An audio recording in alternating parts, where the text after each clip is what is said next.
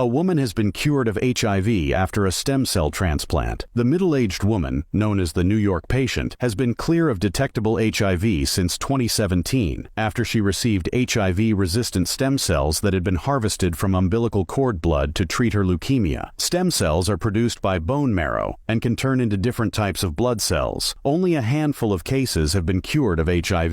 These include 2 men in Germany, 1 in London, and 1 case of long-term remission in a man treated in Los Angeles. All had received stem cells from adult donors who carried 2 copies of a naturally occurring mutation of the CCR5 gene. This gene mutation prevents the virus from entering and infecting healthy cells. With any stem cell transplant, recipients can only receive donations from people with matching tissue types to reduce the risk that their immune system will attack the transplanted tissue. Since tissue types are inherited, a person's ethnicity can influence their ability to find a match. To overcome the lack of suitable adult donors, doctors carried out a study where they infused umbilical cord blood into the New York patient. Stem cells from umbilical cord blood are both more readily available and do not need to be matched as closely as adult cells do. This helps people of all racial backgrounds to be cured of HIV. While the treatment is a game changer for people who already need a transplant, researchers stressed that stem cell transplants are not a realistic cure for HIV on their own. The procedure is risky, highly invasive in nature, and may have brutal side effects.